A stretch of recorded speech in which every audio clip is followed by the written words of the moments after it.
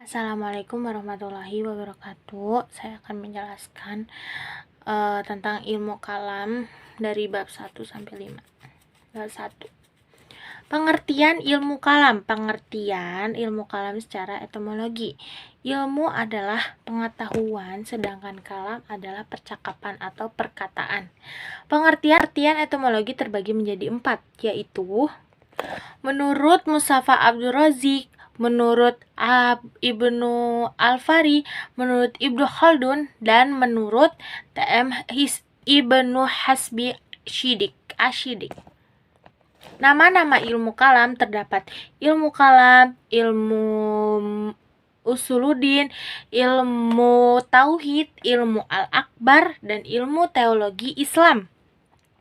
Ruang lingkup ilmu kalam terdapat beberapa macam, yaitu ilahiyah, nubuah, ruhiyah, dan sam'iyah. Dalil dalam ilmu kalam terbagi menjadi 2, yaitu dalil nakli dan dalil akli. Fungsi ilmu kalam untuk menolak akidah yang sesat, memberikan pengetahuan landasan, menopang dan menguatkan sistem, menjawab problematika penyimpangan. Dalam filsafat, ilmu kalam tasawuf mempunyai kepemimpinan objek kajian. Dan kolerasi antara filsafat, tasawuf, dan fikih mempunyai persamaan yang sangat sama. Di dalam bab 2 tentang lahirnya aliran ilmu kalam. Lahirnya ilmu kalam terdapat 2 peranan, yaitu 1. Makna lahirnya ilmu kalam, dan yang kedua, faktor-faktor aliran ilmu kalam. Dalam faktor-faktor tersebut terbagi menjadi 2 bagian. Yang pertama, faktor dari dalam, yaitu intern. Yang kedua, faktor dari luar, yaitu ekstern. Faktor dari dalam mempunyai bagian-bagian masing-masing, yaitu dorongan dari pemahaman Al-Quran, nazaro, tabaro artinya menerungkan, perbedaan pemahaman dalil Al-Quran dan hadis, persoalan politik, peristiwa majelis taklim. Dari luar, yaitu ekstern, terbagi beberapa macam, yaitu pengaruhan pemikiran agama selain Islam, penggunaan filsafat dalam membela akidah Islam. Yang terakhir, keinginan mukalimin mengimbangi pemikiran filsafat. Aliran Khawaris. Aliran Khawaris ialah aliran yang keluar atau keluar dalam aliran tersebut. Aliran Jabariyah artinya memaksa. Dalam bahasa Arab, al-jabar artinya memaksa dalam melakukan sesuatu. Dalam aliran Sabariyah ini ada 3 tokoh, yaitu Jahad bin Safyan, Husain Muhammad An-Nazar, Dirhad bin Amr, dan satu lagi Al-Ja'ad bin Dirham. Dan terdapat doktrin ajaran di dalam aliran ini. Ada aliran ekstrim dan aliran moderat. Aliran Qadariyah. Kemampuan dan kekuatan dalam aliran ini. Aliran Murji'ah. Aliran Murji'ah adalah menunda atau menangguhkan dalam melakukan sesuatu. Dan terdapat doktrin ajaran tersebut. Terdapat sekte-sekte dalam aliran Murji'ah, yaitu golongan aliran Murji'ah moderat dan golongan aliran Murji'ah Syiah ekstrim. Aliran Mu'tazilah adalah memisahkan diri. Pada mulanya nama ini diberikan oleh orang dari luar Mu'tazilah. Wasil bin Atta, Abu Husail al-Alaf, An-Nazm, Abu Hashim al-Jubair. Terdapat doktrin sekte. Oke, kita lanjut kepada bab akhlak tasawuf. Bab 1, pengertian fitnah, nafsu, akal, dan kolbi. Fitrah berasal dari bahasa Arab, yaitu menciptakan pembawaan. Dalil yang menjelaskan tentang fitrah. Ar-Rum ayat 30. Yang kedua, nafsu. Nafsu adalah memberikan secara kita itu nafsu terhadap sesuatu apapun itu, dan kita tidak memikirkan sebelumnya bagaimana. Dalil tentang nafsu itu ada di Quran surat Al-Nazi'at ayat 40 sampai 41. Akal. Akal itu kita mempunyai akal yang sangat cerdik, yang sangat hebat, yang sangat kita mempunyai akal yang pintar. Dari akal, tentang akal adalah dapat dalam Quran surat Al-Hajj ayat 46. Ketiga, golb.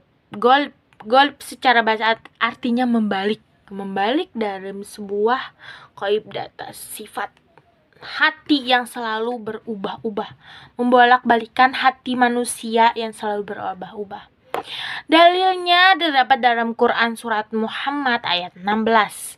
Yang B, membandingkan kedudukan fitrah, nafsu, akal, dan kolbi. Bab 2 menjelaskan tentang pengertian syariat, tarekat, dan hakikat. Pengertian syariat memiliki arti memulai, jelas, tentang peraturan, undang-undang, dan hukum. Quran surat Al-Syura ayat 13. Tarekat itu mempunyai arti jalan, aliran, keadaan, garis, satu yang akan ditujukan.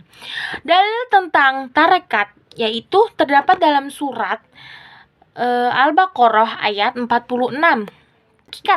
Hakikat secara bahasa kebenaran, kenyataan, keaslian, sesungguhnya, sebenarnya, dan arti hakikat bukan terdapat dalam surat Al-Anfal ayat 29. Dan hubungan kedudukan syariat, tarekat, dan hakikat dapat dipisahkan satu sama lain, bahwa syariat, tarekat, dan hakikat berhubungan satu sama lainnya. Perilaku orang yang mengamalkan syariat dan tarekat hakikat akan menjalankan perintah dan larangan Allah Subhanahu wa Ta'ala secara benar, memiliki hal yang tenang, sabar, jujur, menjauhi maksiat, tawada, dan warok, berhati-hati. Makomat adalah bentuk jamak dari kata makom yang berarti tempat berpijak, tahapan, dan kedudukan. Ahwal adalah merupakan bentuk jamak dari kata hal yang berarti sifat, keadaan berubah, berpindah, atau dengan kata lain keadaan mental yang dialami para sufi. Arti tingkatan hidup sufi.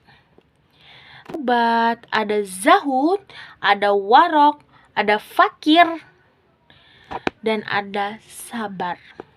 Tawakal terhadap sesuatu apapun. Selanjutnya, ragam ahwal. Musahobah, muraqabah, syakuk, murabah, khawuf, dan raja. Dalam Islam, adab anak dalam Islam terhadap orang tuanya itu harus sopan terhadap orang tua, karena orang tua adalah segalanya bagi anaknya, karena orang tua yang melahirkan anaknya, jadi kita harus sopan. Quran surat Luqman ayat 14.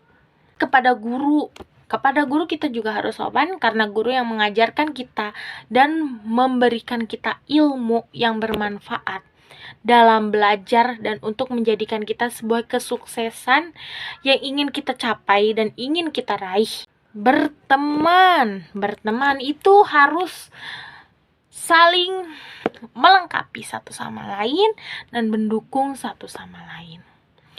Perilaku anak beradab ketika bergaul bersama orang tua, guru, dan sahabat. Berterima kasih kepada orang tua, guru, dan sahabat, menjaga kesopanan santun, menjaga tidak bermarah-marah, tidak melanggar apa yang disuruhnya, dan untuk berteman itu jangan musuhan. Selain kesederhanaan terhadap Uwais Al-Qarni. Uwais Al-Qarni adalah suatu umat Nabi Muhammad pada zaman dulu yang sangat soleh dan sederhana dalam menjalankan apapun. Dia memerintahkan, dia menghormati ibunya karena ibunya ingin sekali ke Mekah, dan dia rela menggendong ibunya dari Madinah ke Mekah. Itulah seorang Uwais Al-Qarni. Terima kasih. Wassalamualaikum warahmatullahi wabarakatuh.